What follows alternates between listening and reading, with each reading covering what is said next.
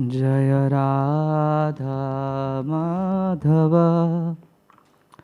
जय कुंज बिहारी जय राधा माधव जय कुंज बिहारी जय राधा माधव कुंज बिहारी जय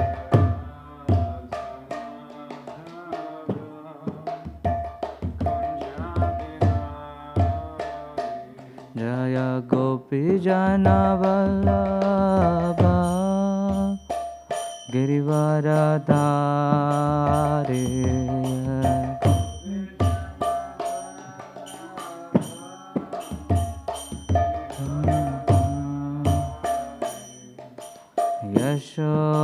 यशोदानंदन व्रज जन रंजन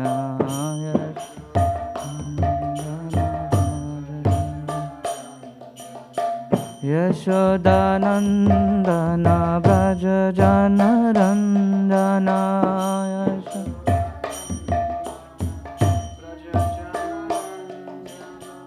यमुना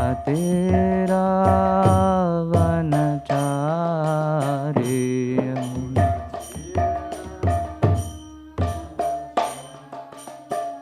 यमुना तीरावनचारी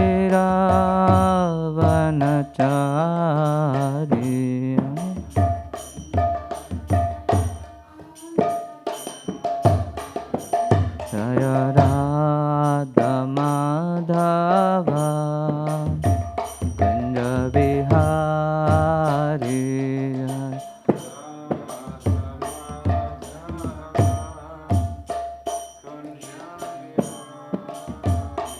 जय राधा माधव कुंज बिहारी जय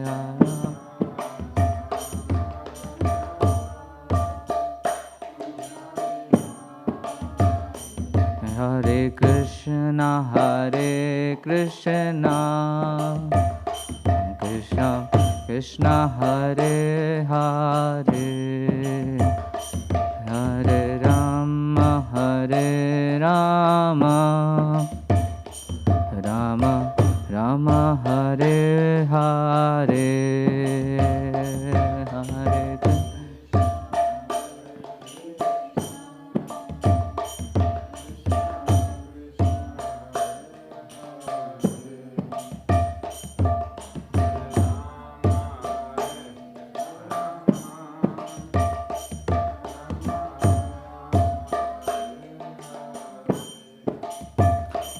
Hare Krishna Krishna Krishna Hare Hare Hare Rama Rama Rama Hare Hare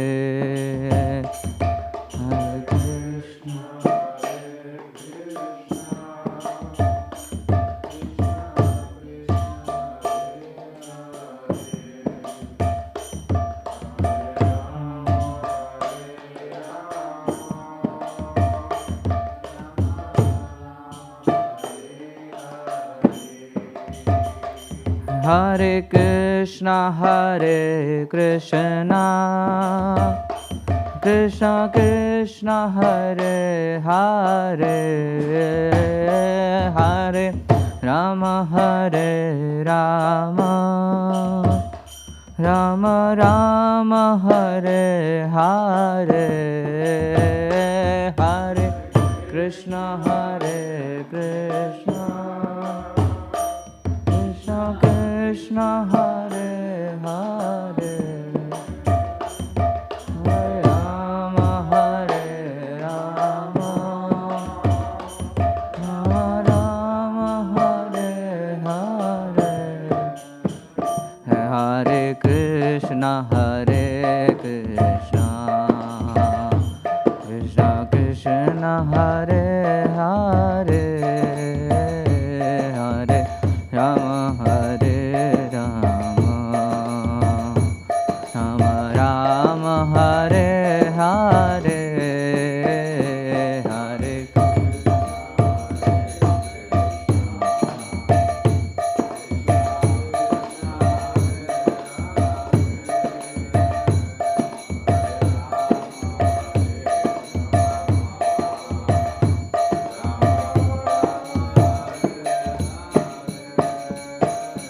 Hare Krishna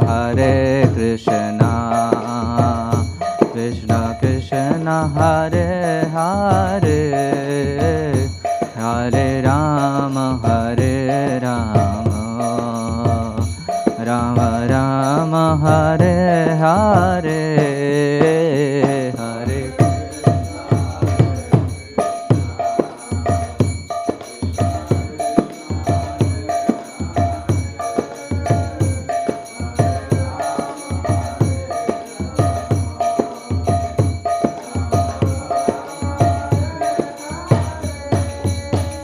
Jaya Radha Madhava Shri Radhe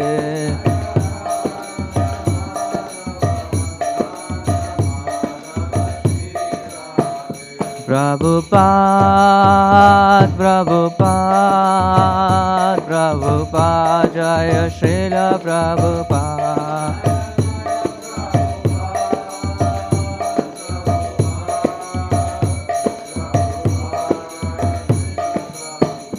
Nitai Gaur Hari Bol Nitai Gaur Hari Bol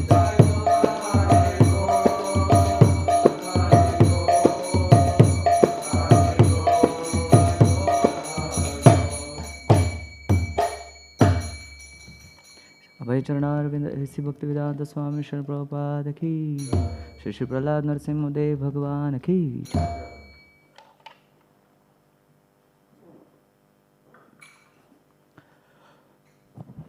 Om Namo Bhagavate Vasudevaya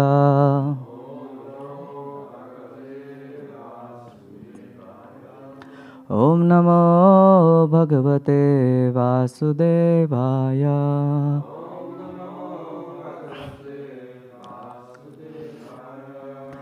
Om Namo Bhagavate Vasudevaya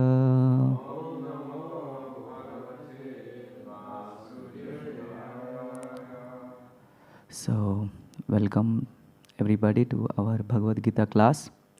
And we are reading from, I'm supposed to start with 6.7, but I think I can start with 6.6 as well. So, we can go to 6.6 first and then we can go to 6.7. So, you can repeat after me. Bandhur Atmana Atmanastasya. It's 6.7? Oh, okay. So we'll go to 6.7.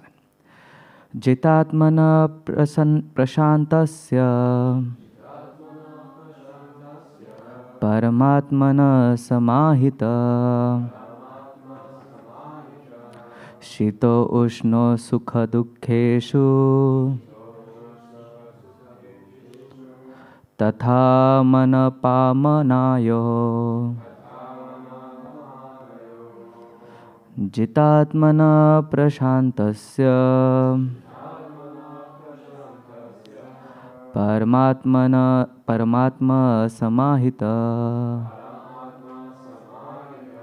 Shita ushna sukha dukkheshu Tatha mana apamanayo Jitatmana prashantasya Paramatma samahita Shita ushna sukha dukkheshu Tatha mana apamanayo. Anybody would like to repeat? Jitatmana prashantasya Paramatma samahita Shita ushna sukha dukkheshu Tatha manapamanayo. Jitatmana prashantasya Paramatma samahita शीतोष्णसुखदुःखेषु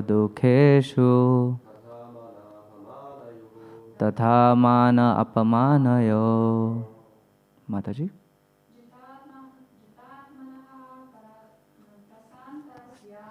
जितात्मना प्रशान्तास्य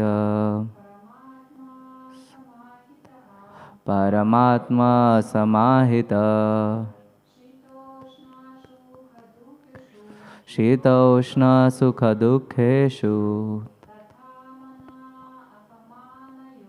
तथा मान अपमानयो.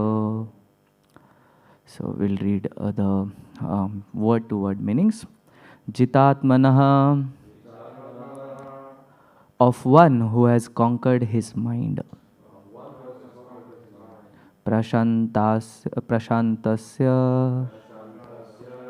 who has attained tranquility by such control over the mind.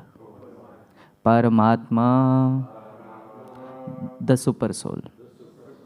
Samahita, approached completely. Sita, in cold. Ushna, heat. Sukha, happiness. Dukkheshu, and distress. Tatha, also. Mana, in honor. Apamanayoho, and dishonor. Translation. For one who has conquered the mind, the super soul is already reached, for he has attained tranquility. To such a man, happiness and distress, heat and cold, honor and dishonor are all the same. Purport by His Divine Grace A.C. Bhaktivedanta Swami Srila Prabhupada ki. Actually, every living entity is intended to abide by the dictation of the Supreme Personality of Godhead, who is seated in everyone's heart as Paramatma. When the mind is misled by the external illusionary energy, one becomes entangled in material activities. Therefore, as soon as one's mind is controlled through one of the yoga systems, one should be considered to have already reached the destination. One has to abide by the superior dictation. When one's mind is fixed on the superior nature, he has no alternative but to follow the dictation of the Supreme. The mind must admit some superior dictation and follow it. The effect of controlling the mind is that one automatically follows the dictation of the Paramatma or Super Soul. Because this transcendental position is at once achieved by one who is in Krishna consciousness. The devotee of the Lord is unaffected by the dualities of material existence, namely distress and happiness, cold and heat, etc. This state is practical samadhi or absorption in the Supreme. Om Namo Bhagavate Vasudevaya. Namo Vishnu Om Agyantimirandhasya Gyananjana Shalakaya Chakshururmilitam Yena Tasmai Shri Gurave Namaha. Shri Chaitanya Manobhishtam Stapitam Yena Bhutale Swayam Rupa Kadamayam Dadati Swapadantikam Vandeham Shri Guru Shri Yuta Padakamalam Shri Gurun Vaishnavasham Shri Rupam Sagrajatam Sahagana Raghunatham Vitam Tam Sajivam Sadvaitam Savadutam Parijana Sahitam Krishna Chaitanya Devam Shri Radha Krishna Padan Sahagana Lalita Shri Vishakham Vitam Sham Nama Om Vishnupadaya Krishna Prishtaya Bhutale Srimate Bhaktivedanta Swaminiti Namine Namaste Saraswati Deve Gauravani Pracharine Nirvishesha Shunyavadi Pashat Deshatarine Vancha Kalpatarubhyascha Kripa Sindhubhevacha Patitanam Pavanebhyo Vaishnavebhyo Namo Namaha. Jai Shri Krishna Chaitanya Prabhu Nityananda Shri Advaita Gadadhara Srivasadi Gaura Bhakta Vrinda. Hare Krishna, Krishna Krishna, Hare Hare, Hare Rama, Rama Rama, Hare Hare.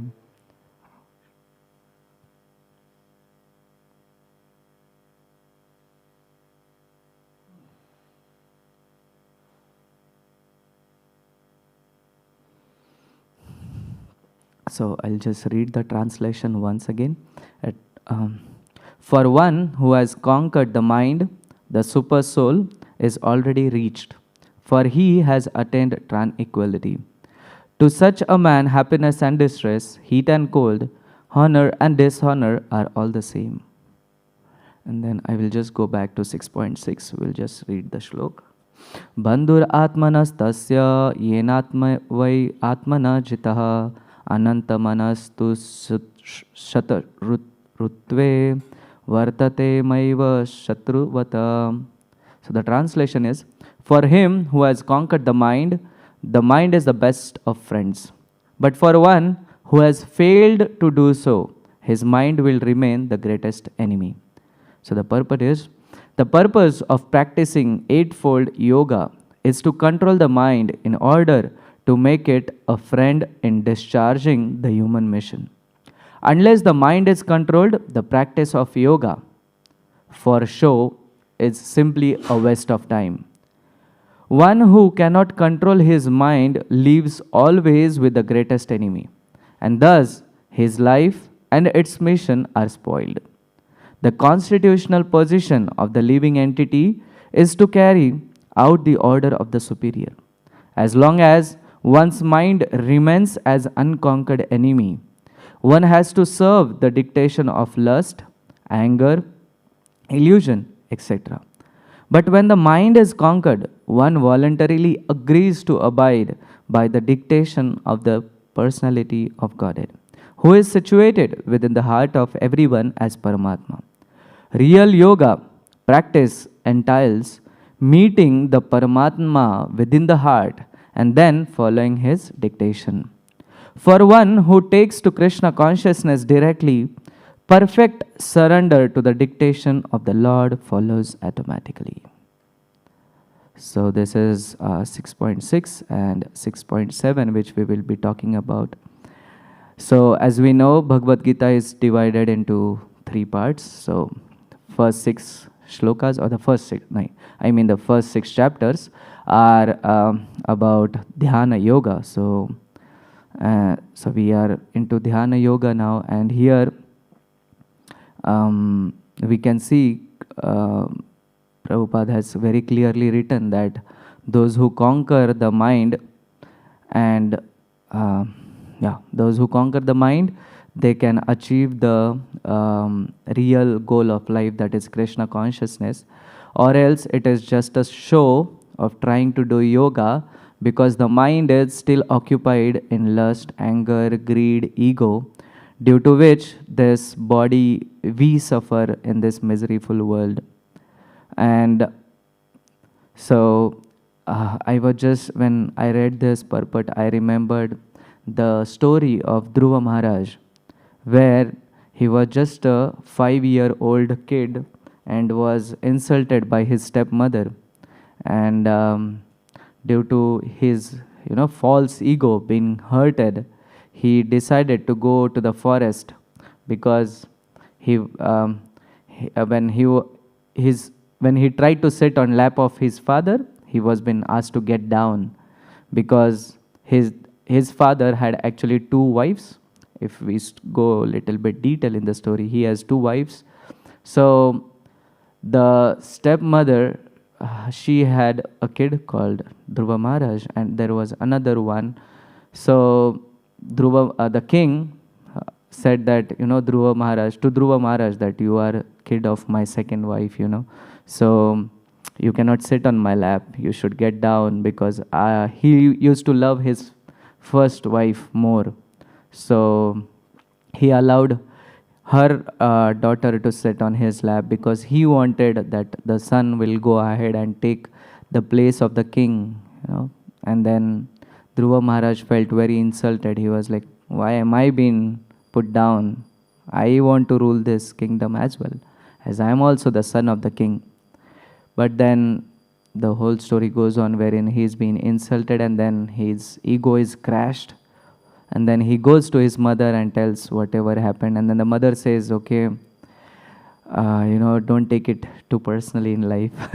But he was like, no, now I want to take the revenge of this. How can my father do this to me? I'm also his son. And then he was like, give me the solution. What can I do to take a revenge of my father? And then she says, you have to achieve Lord Vishnu, because he's the one who can give you everything. In spite you being a kid, he can give you whatever you want. Then he says, how will I achieve Vishnu? Then she says, you have to go to the forest and you have to meditate. And then he says, okay. And he starts going to forest. But while he was going, there was Shri Prahlad Narasimhadev Bhagwan ki. So while going to the forest, there comes Narad Muni, Narayana, Narayana. And he says, he tries to pacify him. He's like, where are you going? You are just 5-year kid. Just go back, sit, relax, don't take anything to your heart. He was like, no. Can you give me the solution to achieve Lord Vishnu? If not, please move away from my path. I want to go to forest. I know what I want to do. Then he still tries to pacify, but Dhruva Maharaj was like, no, no way. I have decided I want to achieve it. And then Narad Muni understands that he is very fixed. He wants to attain Lord Vishnu now. And then Narad Muni says, okay, you go to the forest, you pray to Lord Vishnu, and he will achieve you. And then you can chant Om Namo Bhagavate Vasudevaya. He gave some initial Mahamantra to chant, and then Dhruva Maharaj goes. Now we can see wherein he is a boy coming from kid, wonderful life, and now he goes to forest where he has nothing to eat. He has no bed to sleep. He has nothing. And he starts meditating. When he starts meditating, now we can see when we sit at one place and we try to meditate, our mind takes us on world tour. It tries to schedule everything which we don't want to schedule or that is not in the daytime. So it's so difficult to control this mind. And if we see this Bhagavad Gita whole came up because Arjuna asked this question to Krishna. Krishna, I can control the wind, but how do I control my mind? It's so difficult. So this 5-year kid, he went to the forest and he tried to meditate. And this meditation actually shows how he would have controlled his mind that, he could conquer, or the mind would be so restless that he was standing and doing the meditation for so long. But he was so determined that the Krishna, the super soul, Paramatma sitting in his heart, he came out, he gave him the realization. So if we see there is one sentence which Prabhupada says very wonderfully. The real yoga practice entails meeting the Paramatma within the heart and then following his dictations. So this sentence itself shows that how Dhruva Maharaj, after doing this real yoga of chanting the holy name of the Lord and then fixing his mind, and he conquered this restless mind, this mind becomes so restless, and he saw Vishnu within his heart, and he became detached from his original motive, wanting to take a revenge. So when we come into Krishna consciousness, this example shows that when we come into Krishna consciousness, our false ego, this lust, anger, greed also gets transformed. And that's why here, when Dhruva Maharaj also had this mood of revenge, that was later converted or transformed completely into detachment. When he saw the Lord, he realized that, something, broken pieces of glasses, he was trying to achieve this kingdom and more than his father he wanted to achieve. but he achieved the diamond, that is Krishna, in his heart. He was able to establish the relationship with the Krishna actually. So the ability to see the Lord within the heart comes in when, one aspect we can say, when we are able to transform, or we are able to win over lust, anger, greed, this illusion. Because now we cannot experience our whatever Krishna bhakti we are doing, because there is a curtain of this illusion. That's why in the morning when we say this Chetodarpanamarjanam, the Shikshashtakam, so it starts with Chetodarpanamarjanam bhava mahadavagni nirvapanam. So it says Chetodarpanamarjanam. So what does it mean? That cleaning of my heart of all this lust, anger, greed, which is all filled in my heart. I should clean that.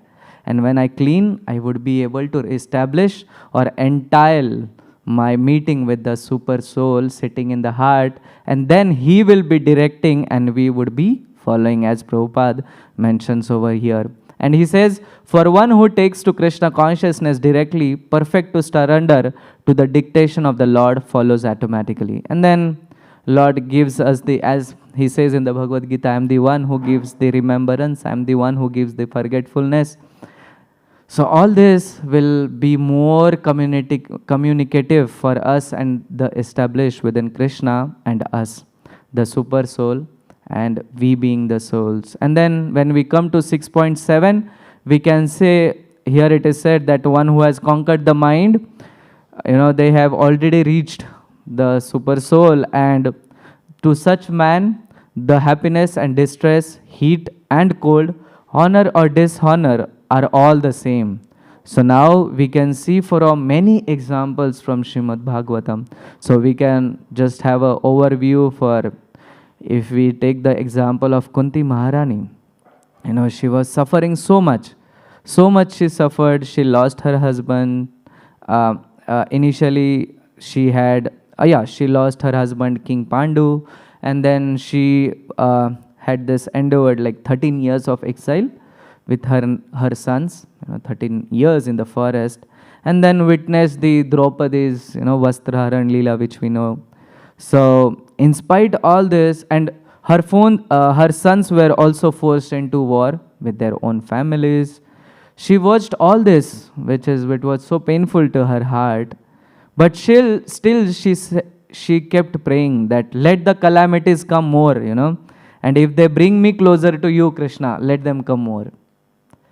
So when a devotee is surrendered to Krishna, the external things don't affect. And even if they are affecting, because when someone is in distress, oh Krishna, please help me, get me some job, get me out of this situation, everyone comes and prays to Krishna or the Lord, whoever they believe in, because we know that something higher can give me the shelter. For an example, now this is on the top, this is giving us the shelter in rain or something. So we all know that when, like if we see Gajendra Moksha Leela as well, this elephant, he was fighting with crocodile and he was not able to help himself. And then with the trunk, he just gives the flower upwards, towards Krishna, and he says, whoever is the most powerful, he doesn't take name of any god. He just says, whoever is most powerful, who is, everything, who created this, please come and save me. He surrendered. There is wonderful Gajendra Moksha if we read.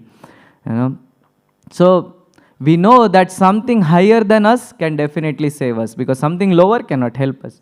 So we see Kunti Maharani praying this. We see Draupadi praying to Govinda, save me, when she understood that she cannot save herself from this. So these, like for Prahlad Maharaj as well, when Prahlad Maharaj was put so much trouble through his father, still he didn't give up Krishna consciousness. He didn't give up remembering Krishna. He told, he said to his father, one who is fixed in the service to the Lord is never afraid of death ever. Now you do whatever you want to do with me. But the devotee who is in Krishna, his mind is in Krishna, he doesn't get affected with this external problems. And as we know that spiritual life is not bounded by the external material things, but now as we are still in the, means I am in the stage of anartha nivritti, like we know there are 9 stages of bhakti, 9 steps we can say. So first starts with Shraddha, then Sadhu Sangha, then Bhajan Kriya, then Anartha Nivritti. So that Anartha Nivritti is that those Anarthas are still in the heart, you know. So those, when that Anarthas Nivritti will happen, then we will have Ruchi and then Bhav and Krishna Prem, we will reach the goal. So if our mind is in Krishna consciousness all the time, then we will be out of this pain, honor and dishonor. So for an example, the very famous example, we can say that suppose there is a marriage and a husband is sitting in the chariot and there is a charioteer who drives the chariot and there are 5 horses, you know. So the horses are being controlled by the charioteer who is driving, and the charioteer is controlled by someone who is sitting in the chariot, that is the king or the, you know, to be getting married, the husband. So the king gives the direction to the charioteer who is driving, and the charioteer gives the direction to the horses. So same, it's with us. If we consider in our body, there is brain sitting upward, you know, and then it's the king, and the mind is a charioteer driver, and the horses are the senses. So if our intelligence, who is as a king in our body, if it can control the mind with intelligence. So how the intelligence is sharpened? By reading the books, by being in the association of devotees, having Krishna Prasadam. So all these activities will sharpen our intelligence. And with intelligence, we can control over the mind. Now mind never wants to get up at 4 o'clock. Now mind never wants to chant the holy name. Now mind never wants to go to temple. It wants to go to some park, some garden, some hotel, some restaurant. And the senses, being controlled by the mind, they also want to eat something. You know, the tongue wants to eat something. The eyes want to see something. You know, the senses want something else. But if our intelligence is fixed in Krishna consciousness, then it will direct the mind to be in Krishna consciousness. And when the mind is in Krishna consciousness, it will transform our senses to be in Krishna consciousness. So we can see this example by with the example of Jada Bharat. He was a born realized soul, you know, but acted like a mute and dull man because he never wanted to get entangled in this society. But when there was a time when he was forced to speak, then he spoke like everything. When he was been insulted, even after kidnapping, you know, it didn't affect his internal bliss, and he was always detached.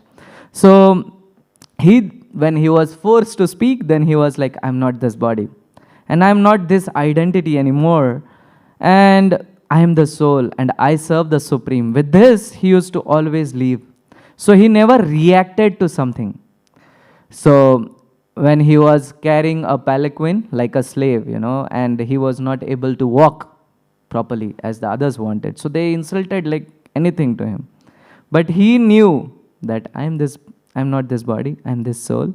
And then he spoke like completely a preacher, you know, to them. He gave the answer. And that time, there is an explanation wherein he says, you know, the hand should be used for Krishna's service. The eyes should be used for having the darshans of the Lord. With the tongue, we should eat Krishna Prasadam. With the ears, we want to hear, then we can hear the kirtan, we can hear the lectures. If we want to walk, if we want to go somewhere, we can go to Dhamvas, we can go to temple. If we want to read something, we can read the spiritual books. So that's how the practical implementation of bhakti was revealed. How can we practically engage our senses? If our senses are engaged, then our mind will be engaged there. And if our mind is engaged in Krishna consciousness, then our intelligence will also help us to achieve the goal of Krishna consciousness. And then if our mind is detached, if our mind is pure, cleared from anartha nivrittis, then yes, we would be able to establish our connection with the Narayana. So as it's the anniversary, Tirobhav anniversary of His Holiness Gopal Krishna Maharaj, so I will try to add over here. So I would see that around 12, 13 years, 14 years of serving. So how he was, actually his name is Gopal Krishna Goswami Maharaj, So this Goswami means he was the Swami of the senses, which So when Gopal Krishna Goswami Maharaj, he was in Canada, he went for studies, and then first time he happened to meet Srila Prabhupada in Montreal. And then the first time he went to the temple, now being Indian, he had this natural inclination towards spirituality.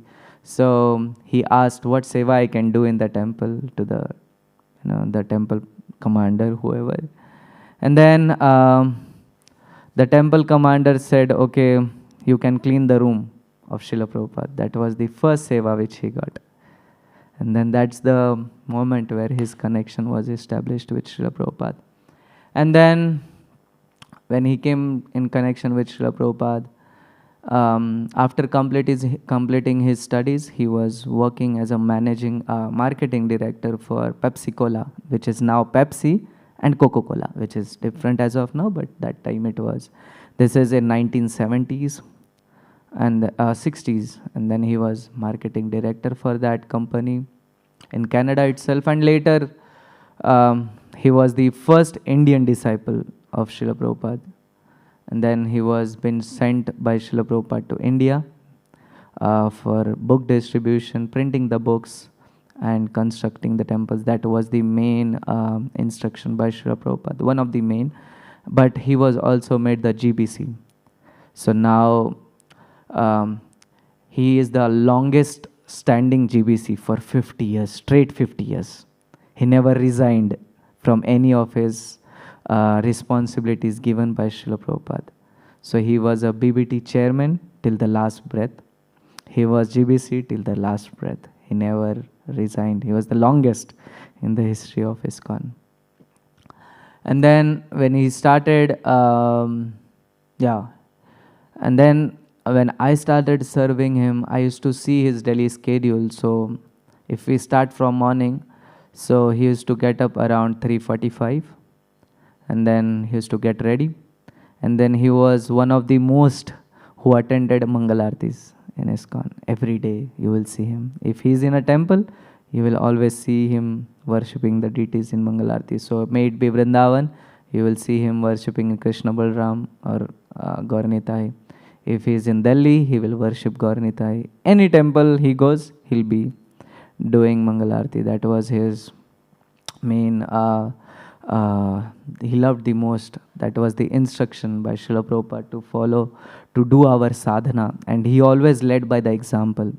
So he was the one of the most in ISKCON, I would see, who attended the Mangalarti every day without fail. And then if he is traveling, then that's only the case. But apart from that, in my all life, I have seen him every day going to Mangalarti. And after Mangalarti, he comes back around 5 o'clock from the altar, 5:15, 5:30. After Tulsi Puja, 5:15, 5:30, he comes back. Then he has his own deities. So he had Gauranitai, he had Narsimhadev. And as far as I remember, before he getting the Narsimhadev deity, he had Prahlad Narsimhadev's picture in his altar, or Simhachalam Prahlad Narsimhadev. And then he had Prahlad Narsimhadev, then he had Gauranitai, then he had Shilas, he had Govardhan Shila, he had Narsimha Shila, he had Krishna Balram Shila, and Varaha Shila, Kurma Shilas, he had many Shilas. And then he had Shila, if you see on the right side, on the left side of Narsimhadev, they are in form of, how we do we say? You will see some sort of stone, that is Shila. So there is another story how Krishna came in form of Shilas in this planet. So we can go later in that. So he had many Shilas, Shaligram Shilas. So he used to worship them. And then he had Jagannath, Baldev, Subhadra as well. And then, yeah, that's it initially. And later then he got a deity of Prahlad Narasimha as well. And as far as I remember, yeah, this was the setup for his personality. So that we used to go around 6:30 because he used to bathe there, Srila Prabhupada, do Srila Prabhupada Abhishek, then Gaur Nitai Abhishek, then do Sheela Puja, which goes for 1 hour. So it used to go till 6:37. And then 7 o'clock he again used to go to temple for Shringar Darshan, the greetings which we do at 7:15. So he used to do that, then again Guru Puja, then serve Bhagavatam class, then go back. He used to go back around 9 o'clock in the room, and then 9:15 he used to start. Now as he started getting old, he started going for japa walk as well. He had to give priority to health, so that was 1 hour, so that used to go around 10:30. And then he used to come back, have some juice, so it was around 11 o'clock. And then there was meeting started, whichever temple he goes, because there is temple board. So he had meeting with the temple board. So that used to go till 12:31. And at 1 he used to have breakfast. And then after having breakfast, then he used to start meeting his disciples. Because being guru, he has to give time to his disciples. So that used to go around till 4 o'clock, 4:30, sometimes 5. And then at 5 o'clock he used to have his lunch. And then after that, then he had GBC meetings, then BBT meetings and everything. And then again, if there are disciples left, he used to meet them.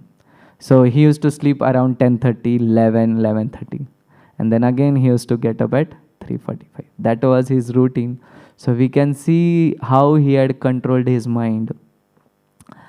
And then he used to give justice completely to whatever he did.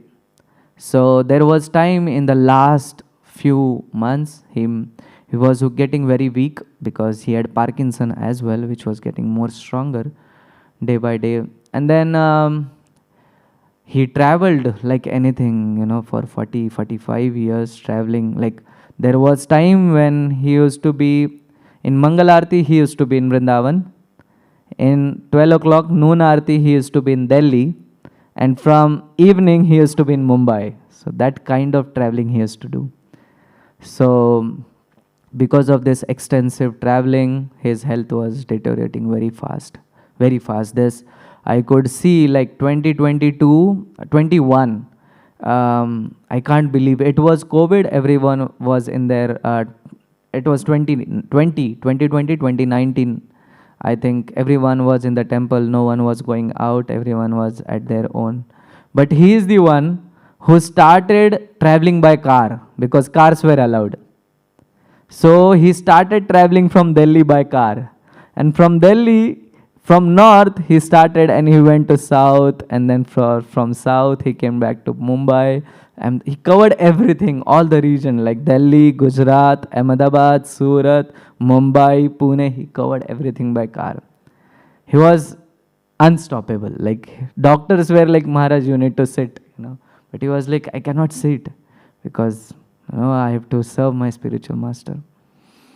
And then in spite all this health, Parkinson, and then I think out of 12 months, 10 months he always had kapha. Something, his nose is running, he had fever, something was every day. But then he was so strong that last 2 months, 3 months, I believe from January, doctors had completely said no to Mangalarti. Because if he wants to get up at 3:45, from 2 o'clock itself he used to start seeing the watch. Is it 3:30? Is it 3:30? Because as he was getting old, he was taking more time to dress up himself and go to in the altar on time. So he used to start seeing the watch from 3 o'clock, 2 o'clock itself. And due to which he was not having sleep. And having no sleep, the Parkinson was increasing. Due to which the body was getting stiff. The body was getting stiff, he was not able to walk. So it was going round and round. But then doctor had told last 4 months, no Mangal Aarti, strictly no Mangal Aarti. Once a week, that's maximum. And then Maharaj said, okay, please don't, push me so back. Let me do it twice a week, you know. And then he somehow, you know, started doing it. After 2 weeks, he came back to the original position, going every day to Mangalarti. And then once it was been instructed that no secretaries will wake him up for Mangalartis, no alarm clock would be set, no clock would be set besides him, you know. He strictly have to sleep and rest. But then he was, you know, if we are determined, if something stops us, we try to do it some other way. So he was like that. He was more smarter than everyone. So the secretary is, you know, he told the secretary, you know, wake me up tomorrow. He said, yes, Maharaj. And the secretary was like, he followed instruction of the doctor. He never woke him. Then he said, you didn't wake up. You know, why didn't you woke me up? Then he was like, Maharaj, you know, you have to rest, this, that. And then that same day evening, he used to tell another secretary, because he didn't wake, no? So he used to tell another one, hey, can you please wake me up? And he used also say, yes, Maharaj, I will wake you up. I think we are. So the second secretary, he used to tell the second secretary, yes, Maharaj, I will do. But he also followed the same. Then he understood these two are fools. Then he told the third one, hey, these two are, you know, fools. So can you wake me up? Then the third said, yes, Maharaj, I will do. But he also didn't do. Then he got very angry on that day. When all these three were in a room, he got angry.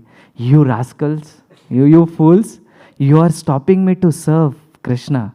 You are stopping me to serve my spiritual master. You know, what are you doing? You are making me the laziest of the world, you know, of this planet, laziest person of this planet. Now, he is the one who has done the most Mangalartis, you know, and 45, 50 years doing every day in and out. And that moment he says to his secretary, you are making me lazy, you know. And we were like shocked to hear this. How can he say that you are making me the laziest, you know, after following so much? And then he had so much meetings to attend every day in and out. Some temple devotees coming in complaining, then disciples coming in complaining. But he never reacted. I don't see a single moment wherein he reacted with anyone. Neither in the temple board meetings. There happened to once, I think I went mistakenly in the GBC meetings which were happening in the hall, because I was serving him and I was sitting outside. But there was some senior devotee, I think Devakinandan Prabhu or someone, who instructed me to bring Yashodanandan Prabhu, who is also Srila Prabhupada disciple. He was on a wheelchair, so I was being instructed to, you know, serve him. So while serving him, I saw, you know, so that everyone were putting their points, you know, so strongly, but he was just sitting calm. And I hear from all of the GBCs that he is the only one who never speaks much, but he only speaks the last 5 minutes. And that's the point where it's agreed, you know. Whatever is being spoken in 5 minutes, everyone agrees it. So we can see this material problems or the calamities never disturbed him from inside. I could never see him reacting. I could never see him shouting anyone. Means at disciples who are close to him, he used to be like very strict. Oh, why are you doing this? You know, he was very strict. But when it comes to management, when it comes to being with the disciples, when it comes to being with the GBCs, the meetings, everywhere, apart from the close disciples, he never got angry in his life. I never saw. I never experienced here when he was angry. Initially, when he had strength, that time also he never chastised anyone. Only the secretaries, they do some mischief. Then he chastised, but mostly like for, I was serving him in Juhu, I believe. And then just a short notice, disclaimer, that when I speak this all, I would say I most of the time, so I'm not glorifying myself. I'm just connecting with Maharaj, so please don't take me wrong. So I was in Juhu, and I think there was Bhima Prabhu, who stays in Juhu. And they both, means Maharaj started having prasad, and I served. And then it was Bhima Prabhu who came in to see Maharaj, because it was 9:30 at night, but he was completely busy, so Bhima Prabhu said, okay, now I'll come. So Maharaj was having prasadam, and then Bhima Prabhu came in, because that was the only time wherein they could discuss, I believe.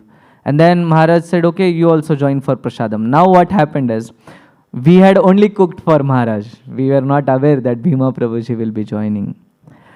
And we couldn't tell this to Maharaj, that Maharaj, we have not cooked for second person. So when he came, Maharaj said, okay, you also have prasadam. And he sat on the chair, and we had nothing to serve him.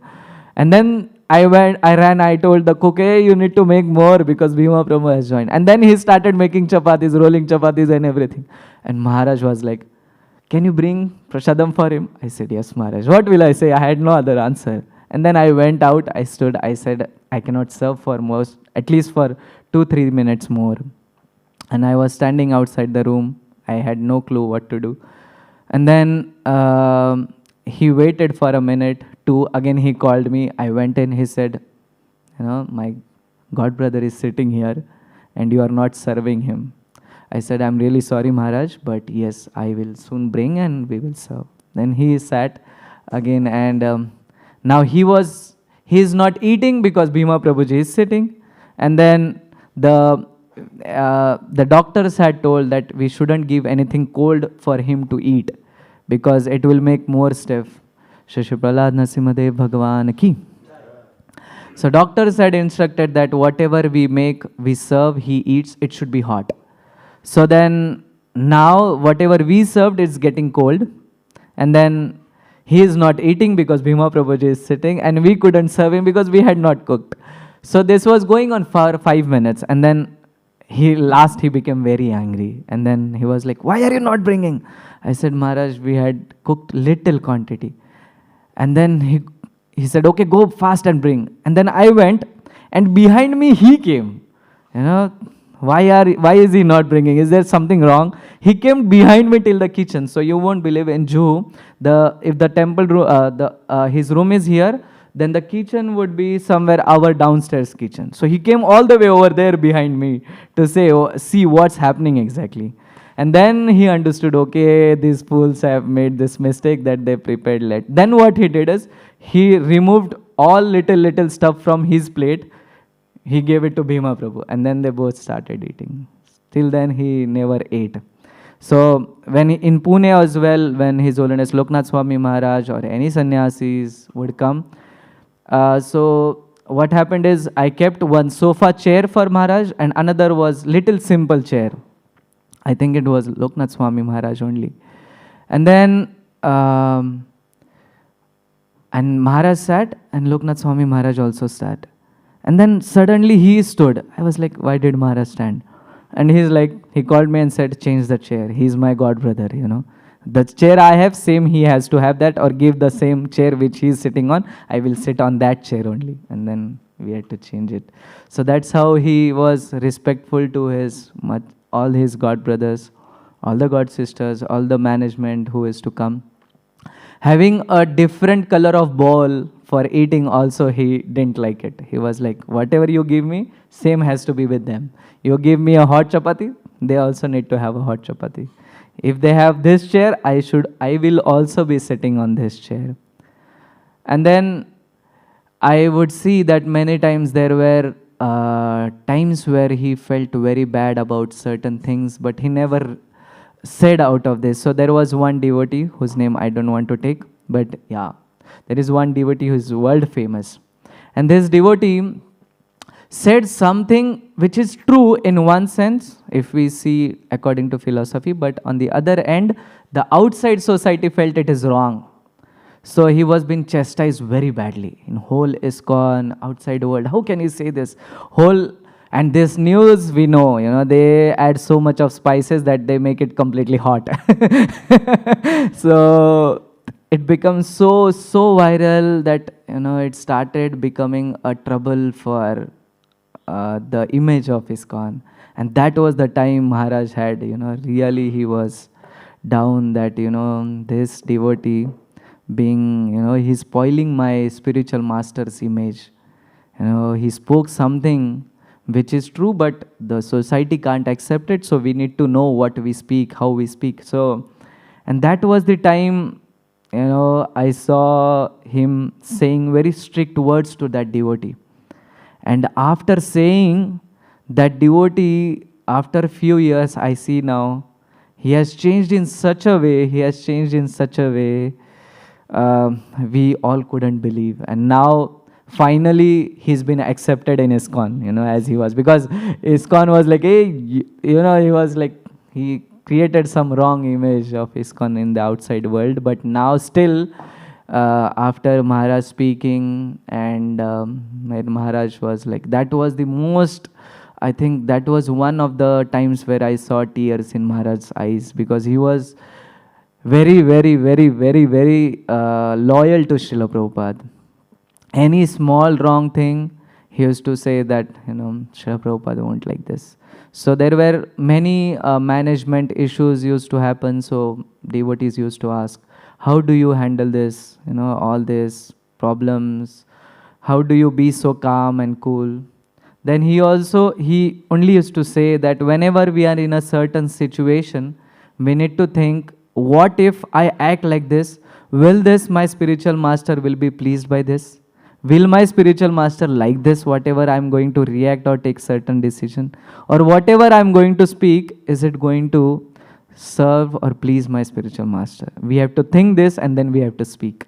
That's what he always followed. So whenever initially he gave a lot of interviews when he was young and everything. But when he used to speak with prime ministers, the politicians, he used to practice, he used to write it. He used to write the secretary 10 times. Is this word correct fitting over here? If it is wrong, he used to change the small words. And then he used to, he don't need to practice, but he used to read it again and again if we are speaking rightly or no.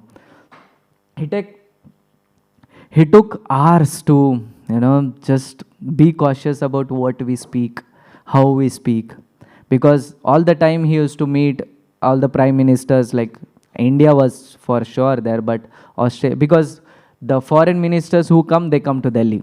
And once they come to Delhi, they are coming to east of Kailash temple for sure, because it was right besides the minister's office. So always some ministers used to be there, always. So he had lot of love towards Srila Prabhupada. So I think it was Vrindavan, his last visit. And today also in the morning, His Holiness Guru Prasad Swami Maharaj was sharing this incident, wherein I think Maharaj, they know, but he knew that, he's going to end his pastime. So when he was about to leave Vrindavan in Prabhupada Samadhi, he had tears in his eyes. That was, no one could understand why is this. And then he said to his godbrother that, I couldn't serve Srila Prabhupada. I couldn't please my spiritual master. And that's why he was having these tears. And then Guru Prasad Swami Maharaj was saying today that now Gopal Krishna Maharaj handed over the GBC to Guru Prasad Swami Maharaj because he wanted help. So now as he is taking up the GBC, he being the director, chairman, I would say, I think now it is Rebati Nandan Prabhu, I think. Yeah. So, but Guru Prasad Swami Maharaj was saying he is taking all the zones which Gopal Krishna Maharaj was looking after. But he says that I go to some place and I was not aware I was GBC of those, So there are so many zones. I don't know how he was doing, because it was India for sure, then it was Kenya, then it was Canada, and then it was Russia. And then at times Mauritius people, they were pulling him inside out.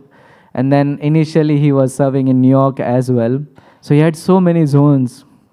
And he was saying that I don't even remember, I was not also aware that I am a GBC of this zone. How he handled it, we are not sure. For 50 years straight, not resigning. But I remember that when it was last month, I think it was, in Jan or Feb, when I was here in Germany, but I was talking to the secretary down in India, he was saying that Maharaj is saying now, little bit he was just saying, I'm feeling I'm getting weak now, I should resign. I think that is what he was just thinking. But he never gave up because it was instruction of Srila Prabhupada, and he never wanted to give up whatever Prabhupada instructed him. May it be the distribution of books. So as we all know that the biggest Bhagavad Gita came down from Italy to India in Delhi, which was inaugurated by Sri Narendra Modi. So that was one of the achievements which actually Modi appreciated a lot, because though it came from Italy, but the way it is made, you need a robot to turn the pages, you cannot do it with hand. So that is the biggest Bhagavad Gita. And then Delhi temple is the first temple which has robotic Bhagavad Gita. So if you go, there is a museum, and then there are robots explaining the Bhagavad Gita. So that is the first temple. And then initially Srila Prabhupada instructed Maharaj that he has a desire of at least Delhi should have 4 temples, and then Maharaj was able to achieve it. Then Prabhupada expressed the desire of 7 temples, then he achieved that. Then Prabhupada said, okay, at least 12, he could achieve that.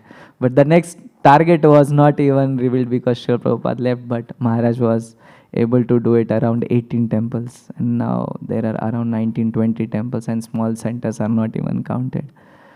So he also had a very big vision, because when we started for Pune temple, the initial budget was around 50 crores. When it was kept in front of Maharaj being a GBC, that we are planning to build a new temple, it was 50 crores. Maharaj said, okay, we achieved 50 crores. Then he was like, it is so less. We cannot build this small temple of 50 crores. Thank you, Prabhu. We cannot go with 50 crores, it's so less. At least 80 crores. Then 80 crores were achieved. And then it was like 100 crores, So he always had a big vision. And then he had this desire that in Maharashtra or in Pune, being such means, as we know, these gurus are representatives of Krishna. They know the future. So he knew that Pune is going to be one of the famous cities, as it is from olden times, it is known as the city of knowledge. So he wanted to bring President Pranab Mukherjee, President of India at that time. But the security protocols were so dangerous that it was like till tomorrow, if the inauguration is, day before that we felt it is not happening. It was so difficult. Literally the police permission was not coming, because in Pune, the temple where it is, just 2 kilometers is like a small Pakistan, all Muslims and all. We had this problem that, this Hindu-Muslim thing already out there. So it was very difficult for president to come. But Maharaj was like, no. Maharaj was like, no matter what happens, I want President Pranab Mukherjee to come here. No matter how much efforts we need to put, but I want him to be here. And I still remember in the midnight, the devotees were asked to come to temple and, clean the temple, literally at midnight. And there were the devotees who were sleeping, but they were called, you come. Around 200 to 300 devotees cleaning, doing all the security stuff. Like Maharaj was like, he called he spoke himself with the secretary of the Prime Minister. He said, the President, whatever protocols are needed, you let me know. I will get it cleared by 11 o'clock. And, no one believed this. Everyone thought this is not happening. But then at the end, 11:30, we got the approval. And at 12:30 or 1 o'clock, the President was there. And that was the biggest event in Pune. Because now you see the Kharghar temple or the Navi Mumbai temple, there was nothing. It was just sort of barren land, and it is just upcoming city. But now, when Narendra Modi visited for the inauguration, now the government has literally built an airport over there. Just see, some big person coming in, it comes like this. So he knew always this. So he always had big vision. He never had this small. So when book distribution was also there, initially the target was 1 lakh. Then he said you need to double it. So it came to 3, then it came to 6. And now around 10 lakhs of books are being distributed in just 2 months. Only in Pune. And then wherever he used to go to Delhi, Delhi used to be the number 1 always. Yeah. Uh, yeah, 100,000. So it was initially always the Delhi, and then he was been pulled by Pune that Maharaj, please come, we have a new temple. So he used to come there. So wherever he used to go for marathon, that temple used to come first. So initially he was in Delhi all the time, so Delhi it was all the time. Then he started coming to Pune. Then Pune was straight 4 years first, first ranking. Then he went to Mayapur at time. Then Mayapur was the first. So and then he was like, there is a luck for some, there is an outside world we say, oh, if he touches this, it becomes like some gold, some wealth is coming out of, some positive coming out of. So I happened to be in the room, and there is a Bhu Vaikunta project coming in Pandharpur. His Holiness Loknath Swami Maharaj had come to invite Maharaj that please come, for the inauguration of the land, because he said this sentence, Maharaj, you are like this, wherever you keep your lotus feet, there comes up a temple. So he was like, Maharaj, we can arrange helicopter for you, but we want you to be there. But he was so busy and so weak. So he was like that. So at his last visit also, where he's left this world, that time also he went for the inauguration of Dehradun temple, the land ceremony. So that time also he did this land opening ceremony. So wherever he used to go, there always used to be some temple coming up, or it was built. That was his, he carried construction of temples and then distribution of book. This too he carried so much with him that wherever he go, he used to either have this temple. Now in Russia also, they are getting such big temples where it was so difficult to preach. And in Pakistan also, it is so difficult to preach. So there was one secretary of Maharaj who was from Pakistan, and then he had come for, I think, 3-4 months, I mean. And then Maharaj happened to go to Pakistan also many times. And then he was telling once that they were trying to preach, and then these Muslims, tore apart all the books. So they didn't had any copy over there. And then they were like, what to do now? Because to get them printed was also a Muslim person. And now it was viral in Pakistan that some Hindu religion is coming in. So they couldn't even go to the printing man. And they were like, how do we do? And we could not take it from India also, because already India-Pakistan clashes are there. So they were just thinking, what do we do? How do we again restart this? Somehow underground we had started. Now how do we do? But then this devotee, he was studying at that time. He was sharing this pastime. He was studying at that time, and then he happened to go to library. And then he sees Bhagavad Gita as it is over there. And then he asked this library man that, how does this Bhagavad Gita come over here? Like, who gave? Then he said, actually there was few people living here, and some person has come from India. And that time Maharaj, when he wants to go in Pakistan, he used to wear that hat as well, just to show them that I'm not a Hindu, or just the Muslim hat. I don't know what it is called. So there is picture also. He wore that. He had gone over there, and he used to go in pant shirts. Like when he went to China as well, I believe in 2016 he went to China. So that time also he grew the hairs, So there is very nice photo where he had hairs, and then he had little beards, and then he had pant shirt as well. So he never, because when we go to such countries, we cannot showcase that so he knew in what situation he needs to do, and he used to do very perfectly. But he knew that I'm doing all this for Srila Prabhupada. So he used to stretch himself like anything. Once it was 11 o'clock, I am going like this, because whatever I remember, I'm just speaking. So once it was around 11:30, and there were, I think, still 100 devotees standing out of his room, to have his darshans only, not to speak. And we were done, like it was already 11 and he wants to get up at Mangal Aarti, so we already had stopped.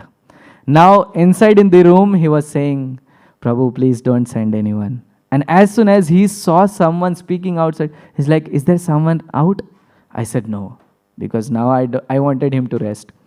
But then after a minute, I think he woke up from chair and there was again voice of devotee speaking. So he was like, call, whoever is there, call. Don't stop them.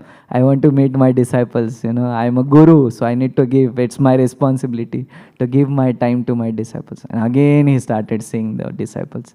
And it went on till 12:30, And then again he woke up at 3:45 and I was literally sleeping. I was not even knowing what's happening around me.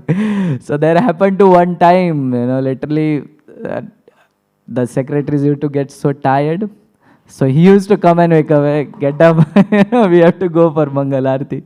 And then the secretary used to go take a bath immediately, and then he used to help Maharaj and go. So it was, he himself was completely surrendered to Srila Prabhupada, and he always led with an example. So he always had this in mind that he wants to chant very attentively, or every day Mangal Aarti. I don't want to miss it. That was his tagline. No matter what happens to me, I will go to Mangal Aarti. And that's what he always showed us with his example, that our bhakti will only be surviving, or we would be able to sustain in this Krishna consciousness if we have a strict sadhana. And that is what in all the lectures, the last line he has is chant attentively. That's it. The more you chant attentively, the more you would. And so it was always the three instructions: chanting attentively and reading Srila Prabhupada books. These are the two main instructions in every lecture you will find. Every lecture. There is nothing out of these two instructions out from him. That is reading and chanting attentively. And for chanting attentively, he was like, everyone needs to come to Mangal Aarti. No matter even if it is 5 o'clock, but everyone has to do this. And he always did this. If he couldn't get up at 4:30, when it was last couple of months, because he was not able to walk, he was very slow. That time also he used to get up at 5, then he used to worship his deities, and he used to go for Guru Puja and Shringardarshan. He never stopped going to altar. Literally in the GBC meetings, there were a lot of GBCs and sannyasis. So Maharaj said that if I go, then I'll snatch somebody else's opportunity to do the aarti if someone else want to do. So he didn't go first day of GBC meetings. And then the temple president was like, why is Gopal Krishna Maharaj not coming? So he didn't go first day. Second day also he didn't go. And then the president went and said, Maharaj, why are you not coming? It's been 2 days. We have not seen you in the altar. And Maharaj is like, no, if somebody else wants to do it, I don't want to snatch their seva. Then they were like, no, you have to come. So third day he was there to serve. So he used to think so deep that we never understand. So when I was around 22 of years of age, so I was serving, and then in the washroom, the geyser was not working. So there was, Hare Krishna Mataji. So there was hot water was not coming. And then he told me once, Prabhu, hot water is not coming. I said, yes, Maharaj, I'll check it once. So I brought the water from ashram, and he took a bath and he left. And then I went, I saw the geyser was not working, and then I told the temple commander that we need to get it fixed ASAP.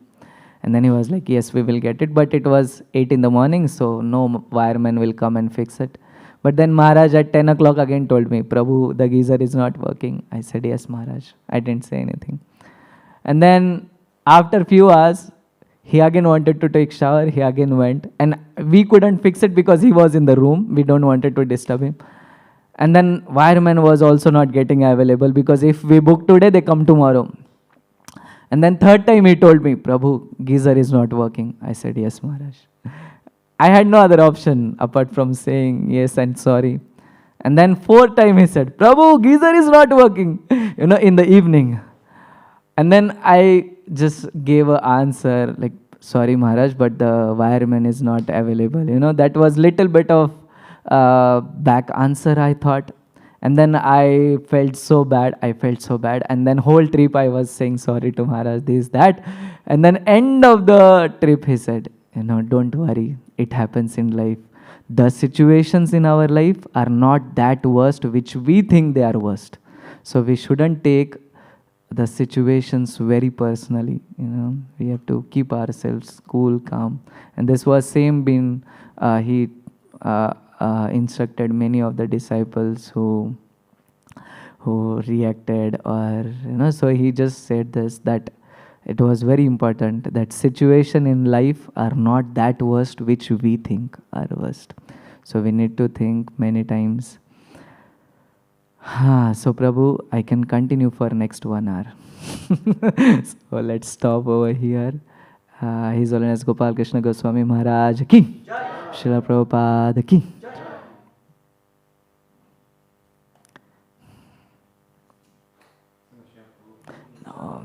Simachanam Bhakta Vrinda ki jai. I'll just say last pastime before I get up from here. Because of him, I am here. So when I was working for Toronto Airport, that time he had desire that I should get well settled in my career. But then unfortunately, sorry, you are all getting up and I am stopping you. So I happened to work with Toronto Airport, and then Maharaj was GBC for Canada, so he was very happy that I was working for this Toronto Airport project. And then he wished that I have a good career. Now, whoever it is, he never said that, give up if someone is working, he used to make sure that he gives justice to work. If someone is brahmachari, he used to make sure that he remains brahmachari, and he used to guide him accordingly. So though I was working for very famous company, Wipro, so as I was serving, I used to go, because he used to be in Mumbai, so I used to go and serve.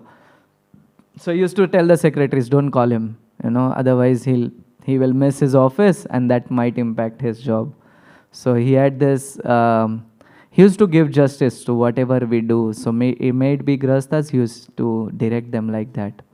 So he had this desire that I do well in my career first, that as my age is of career.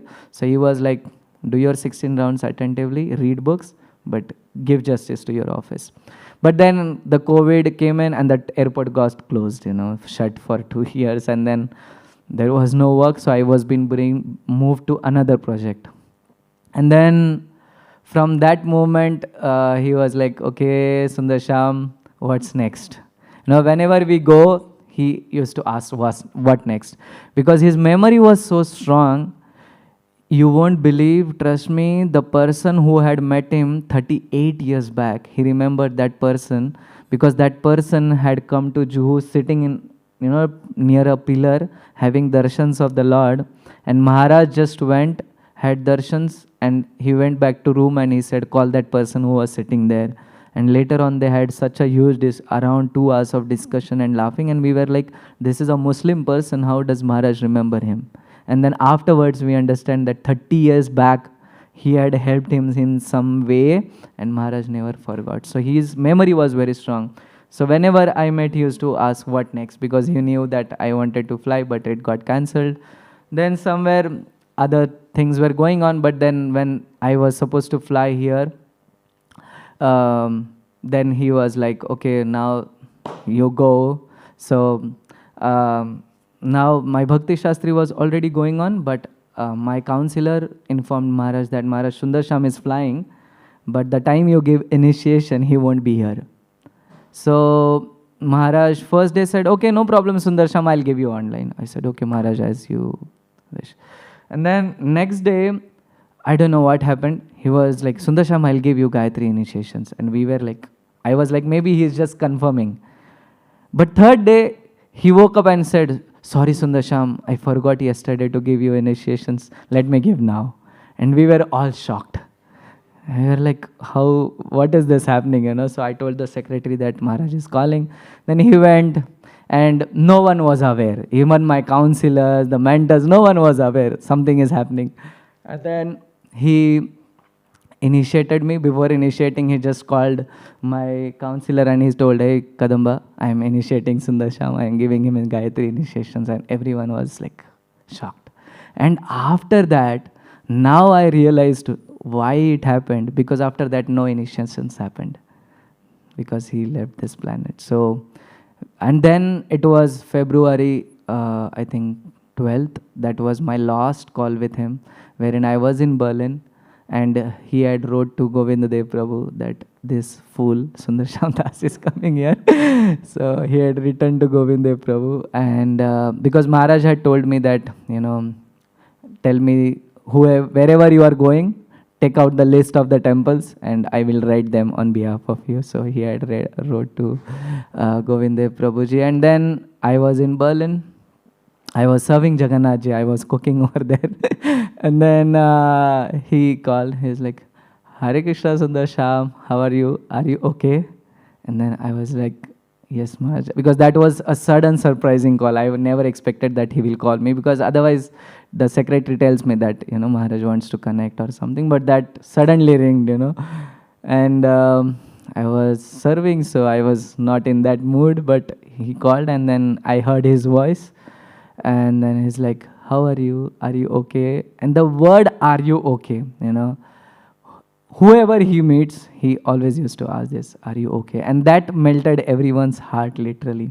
Because that, are you okay, these three words were like our eternal Father asking us, are you okay? How's your life, And then he asked, and then I updated that I'm in Berlin, I'm serving this, that. And then he was like, is this the temple I wrote? I said, no, that was Simachalam. He was like, what are you doing here? You should go there. I wrote email over there and you are staying here. It doesn't work.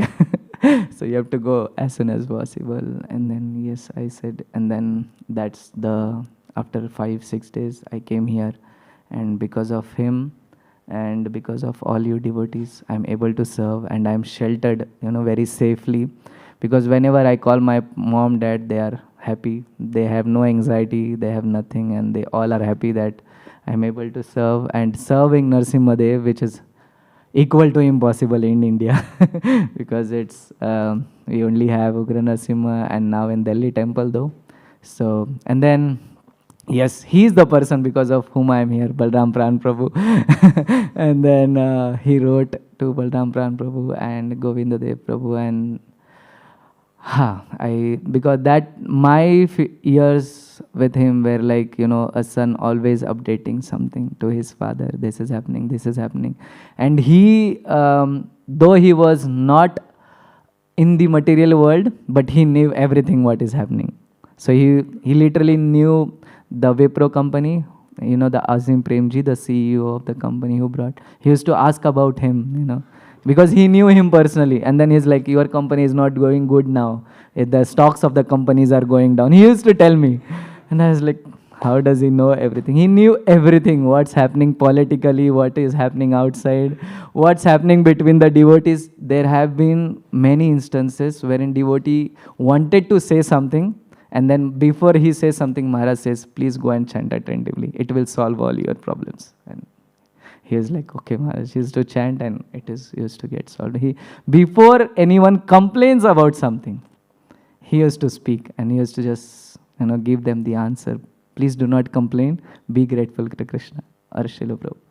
And he just used to send them back.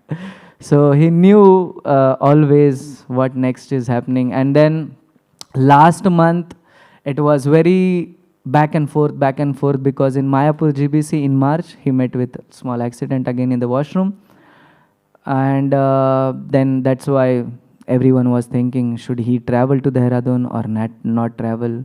So at least I think his last 1 year was so spontaneous. Like if he is supposed to fly, 1 hour or 2 hours ago, they used to book the flight tickets.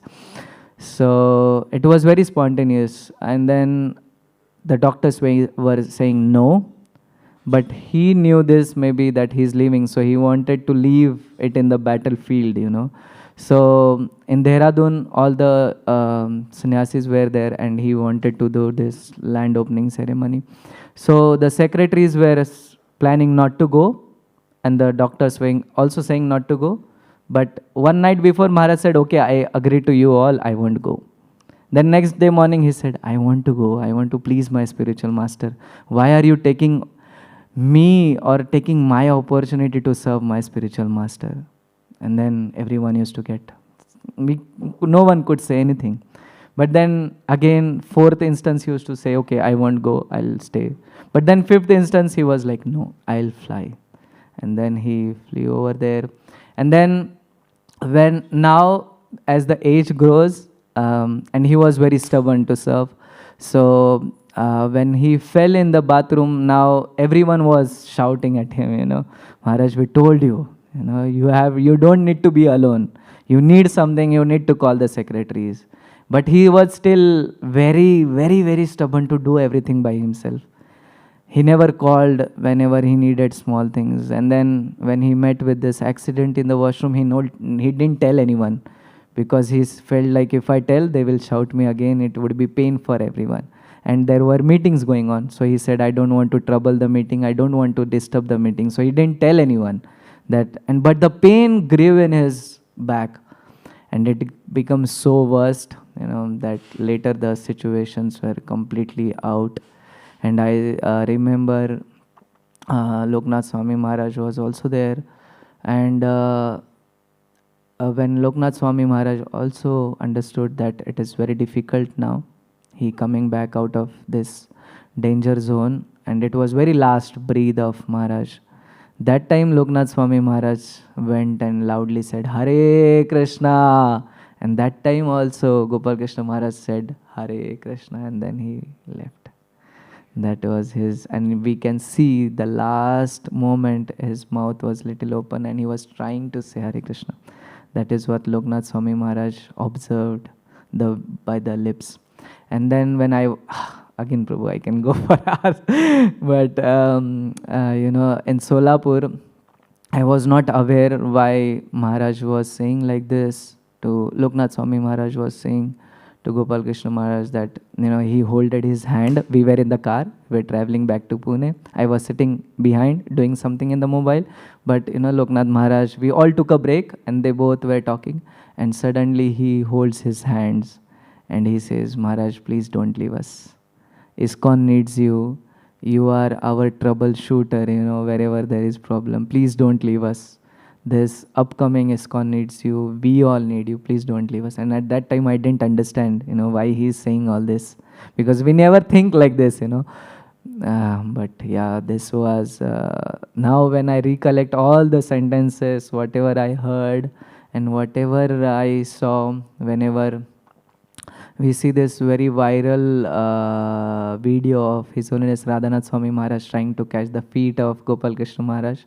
So he did it, and Radhanath Swami Maharaj hold the Maharaj's feet and he had darshans, but Maharaj was not able to get up from the chair. It was very difficult for him to bend down, and he tried twice to do that. Same with Radhanath Swami Maharaj, he stopped him. But third time he was so smart, he still got up and he did the tandots to Radhanath Swami Maharaj. So he was so respectful towards his god brother, and even if he's god brother or no, but he was so cooperative with everyone. Whenever he was there physically present, he never, in no actions I could find, he was showing something which is not of mine sort of. He used to always be like we. That is what I try the most, I love the most. May it be a god brother or a disciple, non-disciple, whoever it is, they want to meet him, he will be same respectful towards them how he is to a small ant as well. By mistaken, they were walking and the secretary stepped the ant. Maharaj shouted him like anything. Hey, you killed the ant. He used to walk seeing the ants, wherein others behind him were like just walking. So he used to make aware everyone, here is the ant, here is the worm. He was so respectful to everyone. Literally, there was a dog which was being dashed by a car mistakenly, and Maharaj saw it, and he was so in sorrow. But he told, "Hey, go fast, put some water and say Krishna, Krishna in his ears." And that devotee runs and put some water. So he was very respectful to everyone, no matter who it is, and he always had this that we all should grow together. We should all be together, because many complaints, many GBC meetings, this, that, the BBT trustee, everyone pulling here and there, but he was like, no, we should go together. We should, he never, and I never heard from anyone he had any, though he was 50 years in GBC, GBC member and into BBT trustee or chairman, but I could never hear from anyone that he had any wrong relationship with him, any negative relationship. He said no Vaishnava is Ajata Shatru. He has no enemies. He was one of that. And even I remember His Holiness Jai Pataka Swami Maharaj was saying that he speaks the last in GBC meetings only for 5 minutes, but whatever he speaks, 100% is accepted. He doesn't speak much, but whenever he speaks, he'll get it done right on the top. And now I recollect all this, everything. As we know that when the person is not there, we appreciate him more. So now when I collect everything and I think of him, whatever he did in his life, it was really being very loyal. And then when he had tears in his eyes, when his last visit to Vrindavan, as I said, he was crying, thinking that I didn't please Srila Prabhupada. But wherein whole 50 years without a stop, no one could stop him. No one. Literally, His Holiness Jai Pataka Swami Maharaj once called him and said, Maharaj, you need to rest now, because he had fracture in his hand. And you need to rest. But he never did. He again started going to Mangalarti. He will stand in the corner, do the Mangalarti. Though he was not able to worship, he loved worshipping his deities very much. There was time when, little small thing used to happen with the deities. We were not able to keep them properly. He was like, remove everything. My flight will get missed, it's fine, but remove everything. Keep my deities. He protected them so much, with so much of love and care. Little bit of earring is lost of Gaurnitai or something is there, he used to ask to, get it repaired right away. There was no stop for it or no delay in that. He had a lot of love towards deity worship. And he used to just read a newspaper in a minute, all the pages. Just overview, he understood everything. And then if someone is coming, the ministers or anyone, because in Delhi usually it is all used to be prime ministers, some ministers coming in, because minister's office and it's all over there in Delhi. The central government sits over there. So every time some minister used to visit, and then he used to talk like he knew everything out of the world. The news which he just read in a minute in a newspaper. So he had such strong memory. He was well aware about what things are happening. He was well aware how do I please my spiritual master all the time. And he used to be very loyal. And yeah, he's still, I believe now he's reciprocating more to me very soon. Initially, I had to wait for a few days, few weeks, few months for his response. But now I feel there is more of his communication with me. It's more personal love because he's with everyone now. Initially with Bapu, he was only once at a time. With Vaniya, obviously he's always there. But now I feel he's more reciprocative. He's more responding very fast. So yeah, I will end here. Hare Krishna. For sure I end now. I won't say last. I'm surely I'll be ending now. His Holiness Gopala Krishna Goswami Maharaj ki. Srila Prabhupada ki. Shri Shri Prahlad Narasimhadev Bhagwan ki.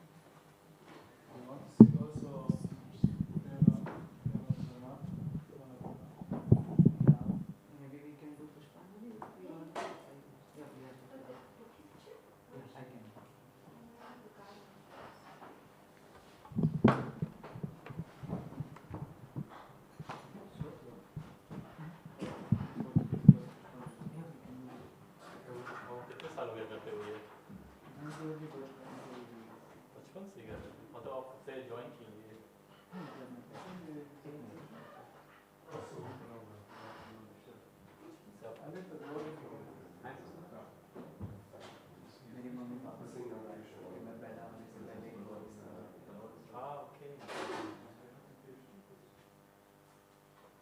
Okay.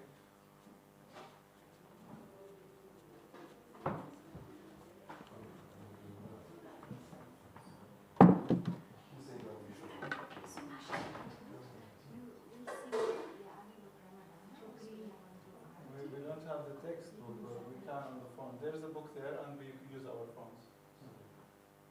I can take them.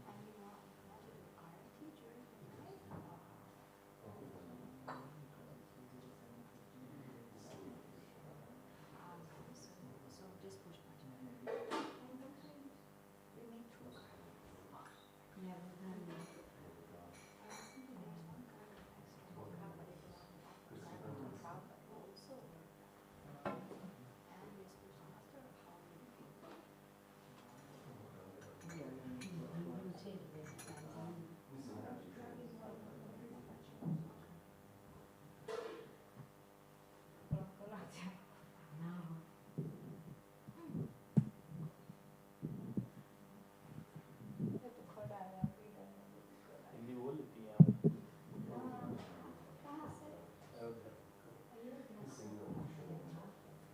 अब ना हुआ नहीं कहा लल्ला लल्ला के धाम तो वृंदावन वृंदावन नहीं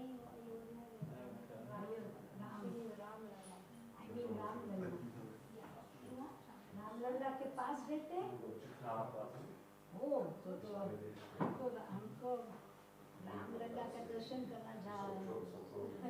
अब तो बन गया, अब तो चले, अब कोई खतरा नहीं है। ठीक है, अब ऐसा भीड़ भी नहीं है, जा सकते आराम से। भीड़ होता है ना।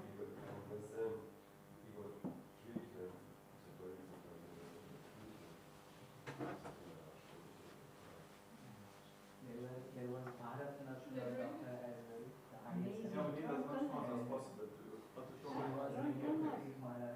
She was ready to fly every day from Pune to Delhi and fly back with her own expense. And she kept insisting, Maharaj, please come. And she did this if I was Yes, sure. That's why you know all language. Yes, sure. All the split furious. I'm ready to treat. If you are not coming, I'll come. And she said, I come every day for one Lakh is also more or less 100,000. Yeah, 7 crores is equals to 1 million. And she assured, and Maharaj, I assure that 80% of the population will go.